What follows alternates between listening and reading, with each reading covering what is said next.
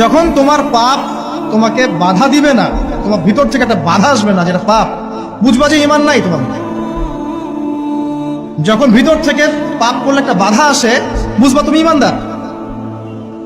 মানে পাপ করলে যদি বাধা আসে ভিতর থেকে যে না আমি একটা খারাপ কাজ করছি, আল্লাহর কাছে আমাকে তওবা করতে হবে, ইস্তেগফার করতে হবে, তখন বুঝবেন যে আপনার ভিতর ঈমান আছে। এই জন্য আল্লাহ পাক আপনার মনের মধ্যে এই চিন্তা নিয়ে আসছেন। আলহামদুলিল্লাহ। যখন পাপ করতে করতে দেখবেন আপনার মনে কোনো ফিলিংসই নাই, তখন বুঝবেন যে আসলে আপনার ভিতর ঈমান আর কিছু বাকি নাই, যেটা আছে খালি ফসকার মতো, একটা নুক্তার মতো। তার মানে একজন লোক জানাকারী হতে পারে, সে যতই ভালো হোক, যদি সে মহিলার সাথে নীরবে সাক্ষাৎ করে বিবাহ বহির্ভূত সম্পর্ক, তাহলে আমরা ওকে জানি বলি। কি বলি? কি বলি? জানি। কি বলি? মানে জানাখোর। কি বলি?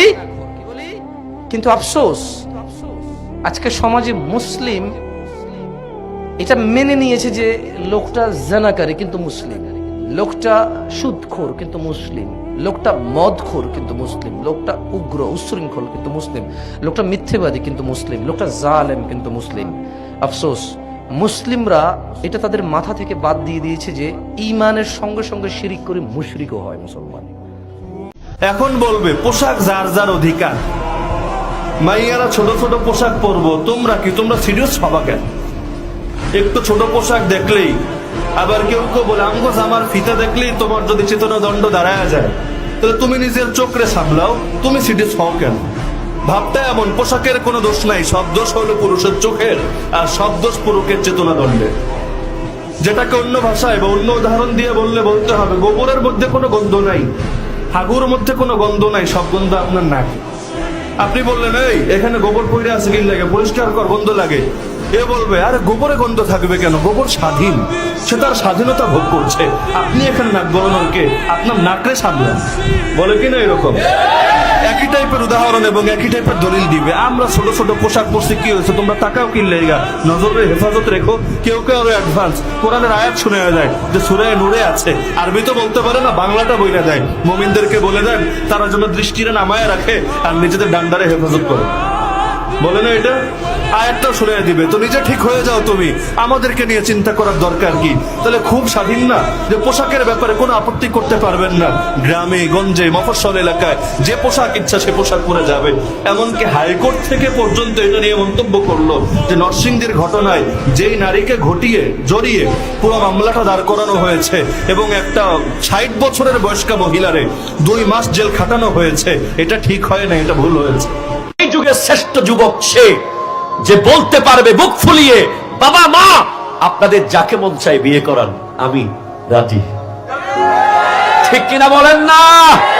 আমি মনে করি সে সমাজের শ্রেষ্ঠ যুবক বর্তমান সময়ে, যে তার বাবা মাকে এখতিয়ার দিতে পেরেছে, এই বাবা মাকে তাদের স্বাধীন ইচ্ছা দিতে পেরেছে যে আপনাদের যাকে মন চায় আপনি শাদী করাতে পারেন, আপনাদের কথা মতো আমি প্রস্তুত আছি। আমি বিশ্বাস করি ওই সংসারে সারা জীবন বাবা মার দোয়া থাকে। ইফতারির আগে যে দোয়া, ওইটা আল্লাহ ফিরায় না। ইফতারি করার আগ মুহূর্তে আমরা যে পেঁয়াজু, আলুর চপ, বেগুনি, এগুলো খান আপনারা? রুয়াবজার শরবত খান নাকি? এই যে সাজায় রাখা হয় ডিজাইন করে, এইগুলো রেখে যখন দোয়া করেন, এই দোয়াটা আল্লাহ শুনে খুব। আল্লাহ বলে কিরে ফেরেশতারা, ঘটনা কি, এত খাবার কেন? আল্লাহ রোজা রাখছে, কি চায়? আল্লাহ ক্ষমা চায়। তো খায় না যে তৃষ্ণার, তো আল্লাহ আপনার ভয়, আমারা দেখছে না, আল্লাহ আপনারা দেখে নাই, জান্নাত দেখে নাই, আমার জাহান্নাম দেখেছে আল্লাহ কিন্তু জানে, তারপরে ফেরেশতাদের মুখ থেকে বের করা হবে। সুবহানাল্লাহ পড়েন। আমার জাহান্নাম দেখেছি কিনা বলো? ফেরেশতারা বলে না, জাহান্নাম দেখে নাই। আমার জান্নাত দেখেছে কিনা বলো? জান্নাতও দেখে নাই, কিছুই দেখে নাই, আপনারও দেখে নাই। আল্লাহ এবার খুশি হয়ে যাবে। আমার খুশির জন্য আমার ভয়ে তৃষ্ণার্ত ক্ষুধার্ত সামনে খাবার হাত বাড়ালেই খেতে পারে, গ্লাসটা তুললেই পান করতে পারে, আমার ভয়ে খায় না, আমার ক্ষমা চায়, আমার কাছে ক্ষমা প্রার্থনা করে। এখন আমার বান্দা যা দোয়া করবে, বান্দার সব দোয়া আমি কবুল করে নেব। ভাইয়ের স্ত্রীকে ভাবি না ডেকে বড় আপু ডাকাটাই সবচেয়ে উত্তম। এই জিনিসটা বুঝবেন, আমি কেন বলছি আপনারা একটু পরে বুঝবেন। ভাইয়ের স্ত্রীকে ভাবি না ডেকে বড় আপু ডাকা স্বামীর ভাইকে দেবর না ডেকে ভাইয়া বলে ডাকা, এটাই সবচাইতে উত্তম বর্তমানে। কারণ এই পর্যন্ত কোন ভাইয়ের হাতে বোনের ইজ্জত লুণ্ঠন হয় নাই। এটা একটা কমন সেন্সের বিষয়, একটু বুঝবেন। আপনি যখন মাথায় বসাই নিবেন এটা আমার বোন, শয়তান আর এখানে দুষ্টামি করার কোনো সুযোগ। বোনে যখন বসাই নিবে এটা তো আমার ভাই, ওই দুষ্টামি করার কোনো সুযোগ, কারণ সম্পর্ক হয় পরে, দুষ্টামি শুরু হয় আগে। আর প্রত্যেকটা কিছুর মাঝখানে শয়তানের ইন্ধন থাকে। তো সেজন্য নবী বলেছেন এটার থেকে বেঁচে থাকবা তোমরা।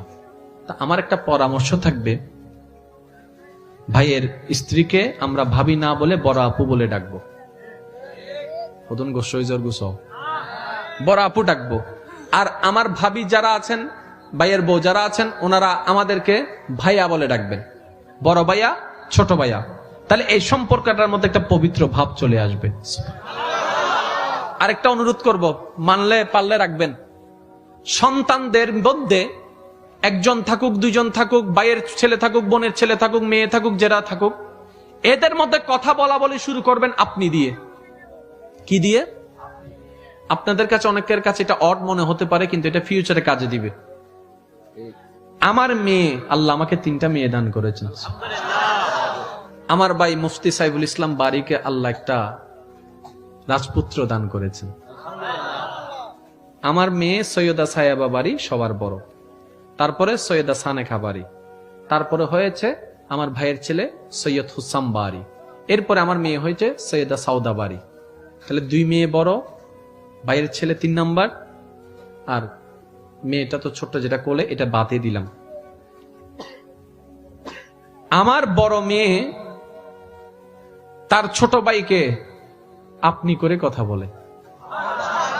আরো মজার বিষয় কি জানেন? হোসাম বলে না, বড় ভাইয়া ডাকে। তো একদিন তারা যখন দুষ্টামি করছে, আমি তাকাই রইলাম, আমার মেয়ে ছোট ভাইকে ডাকতেছে, বড় ভাইয়া, বড় ভাইয়া। দেখি ও দৌড়াই আসছে, বয়সে ছোট কিন্তু ডাকালাম বড় ভাইয়া, বয়সে ছোট ডাকছে আপু। বড়জন মেজজনকে মেজ আপু ডাকে, মেজজন বড়জনকে বড় আপু ডাকে। এটা আজকে বুঝবেন না, যখন সম্পত্তির জন্য বড় হয়ে যাবে, 2-4টা সংসারে কথা চলে আসবে, ওই অভদ্রতা সম্পর্ক নষ্ট আর হবে না। কেন? যখন কারো জন্য মাথায় সম্মানবোধ শব্দ বসে যায়, তার সাথে আমরা বেয়াদবিও করতে পারি না, ঝগড়াও করতে পারি না, সম্পর্কটা সুন্দর হয়ে গেছে।